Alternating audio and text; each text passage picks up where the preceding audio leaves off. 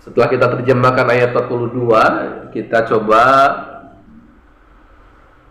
dalami lagi apa yang tersirat pesan kepada kita semua ayat 42 ini. Ya.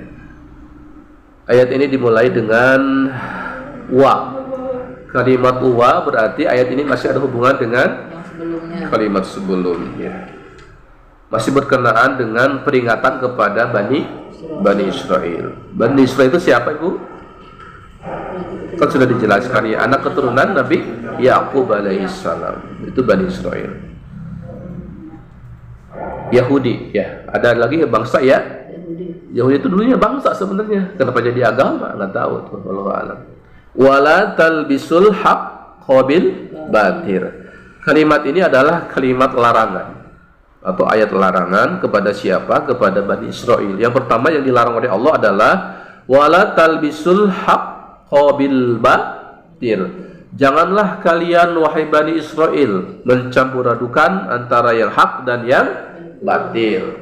Talbisu itu dari kata labasa, itu mencampur adukan. Ada juga yang bilang labisa itu pakaian. Nah, kalau kita cermati sama saja. Karena pakaian bisa menutupi sesuatu, Ibu ya. Berarti ketika kebatilan mendominasi, menutupi kebaikan, maka kebaikan juga akan tercampur aduk, bahkan bisa hilang, Ibu ya.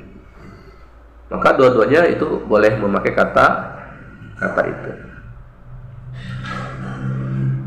Apa yang mereka campur adukan dan Allah larang adalah yang hak dengan yang batil. Tadi hak itu aslinya tetap, sementara lawannya batil itu lenyap. Jadi sesuatu yang lenyap disebut batil. Nah, seperti tadi akadnya sudah batil, berarti akadnya sudah rusak, sudah expire. Sementara hak itu asli awalnya adalah tetap. Jadi kebenaran itu akan tetap sampai hari kiamat. Terus apa hak itu? Diantaranya tauhid.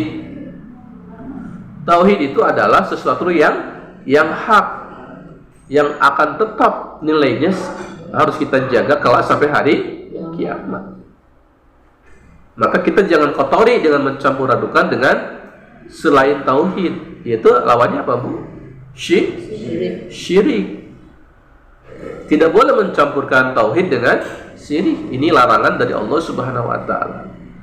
Ketika ayat yang bersifat larangan, berarti kalau dilaksanakan itu mendapat dosa.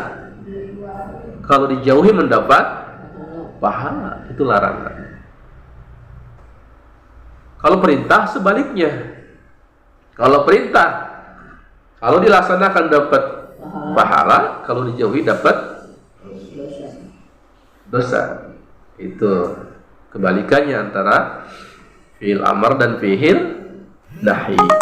Di sini adalah larangan bagi Bani Israel untuk mencampur adukan kebenaran dengan kebatilan. Di antaranya tauhid dengan syirik. Satu kesempatan kita beribadah kepada Allah Subhanahu wa taala di masjid. Tetapi ketika kita sakit, ketika kita berdagang, memintanya ke dukun, bukan kepada Allah. Ketika ditanya, kan sudah berdoa waktu sholat, tapi ini mah beda lagi, ikhtiar yang lain lagi, mintanya ke dukun. Ya sama saja, itu mencampur adukan antara hak dan yang batil.